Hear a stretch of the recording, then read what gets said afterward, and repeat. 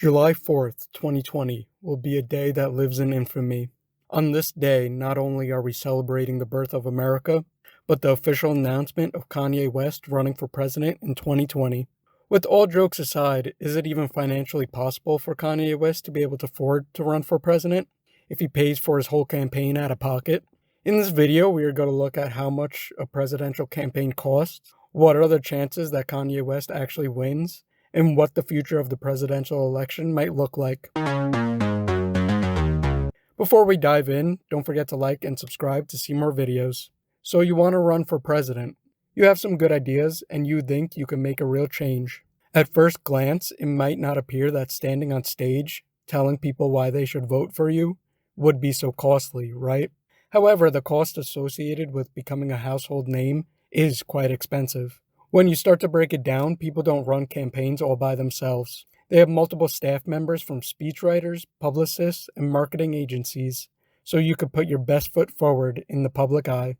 This doesn't even include airfare to travel around the nation, plus advertising. A nationwide TV ad alone can run you over $100,000. For the 2016 presidential election, the current president, Donald Trump, spent over $700 million to run his campaign, while his opponent, Hillary Clinton, spent over $900 million running hers. So a campaign is very expensive to run, and the cost is only going up.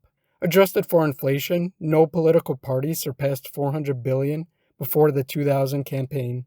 Now campaigns for both parties spend roughly 5 times as much money running for president than they did in the 1980s.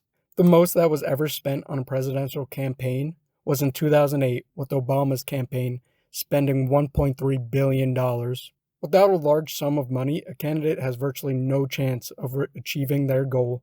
This doesn't mean that the person who raises and spends the most wins every time, but it's close. If you look at the general election, it is clear that the person that spends the most usually wins. In the 2004 general election, 95% of the House races and 91% of the Senate races were won by the candidate who spent the most on their campaign. It's also easier to stay in office than to get into office. People in office already are generally able to raise more money than their opponents, which often results in elections with no financial opposition. In 2004, nearly one-third of the House races involved candidates with little or no opposition. With statistics like these, it's no wonder that raising money is so important. So where do you get almost $1 billion to run for president? Well, you have 2 options to pay for all these campaign expenses. Either be a billionaire and have the ability to pay out of pocket on something you might not even win, or start fundraising. You can start with a grassroots fundraising campaign with billboards, lawn signs, direct mail, and leaflets to get the word out to the local community. But a lot of the money will also likely come from wealthy donors who hope to get a word with the potential next president of the United States. Also, you will get large cash injections from political action committees, or PACs for short. PACs are private organizations that donate or spend more than $1,000 for the purpose of influencing an election.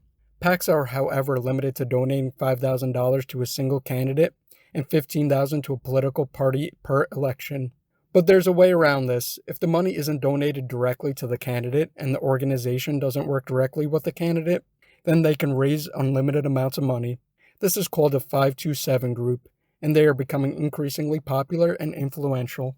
While these groups have a lot of sway, the lion's share of the direct campaign funds will actually come from the American citizens. Each individual can donate up to $2,800 to an individual per election, and $35,000 to a party campaign per year. One interesting thing to note, though, is there's no limit on the amount of money that you can spend for yourself. We saw this when Michael Bloomberg was running and spent almost $500 million of his own money for his 100-day campaign for president. Many people have argued that it is time for reform for political fundraising, as it is easy to skirt around the donation limits. Also, with the growing need for more and more funding, making it easier for companies and wealthy individuals to push their agendas on presidential candidates. The people with the most power are the ones with the most money. They're the ones that can make or break somebody's election. One reform that is being debated is having an even amount of funding for all candidates that come from public tax dollars. This would create a level playing field for all and will take the whole fundraising aspect out of campaigning.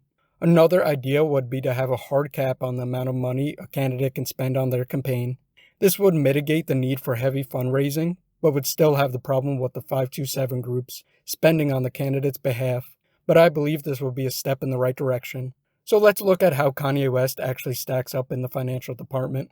Could he pull a Bloomberg and basically self-fund his whole campaign? Well, according to Forbes, Kanye actually has a net worth of $1.3 billion. With his wildly successful Yeezy brand shoes, which have over $1 billion in revenue for 2019, plus with his wife Kim Kardashian's recent sale of 20% of her makeup line, KKW, to CoverGirl's owner, which valued the brand at $1 billion. So with all this being said, the money is actually there for Kanye West to fund a majority of his own presidential campaign.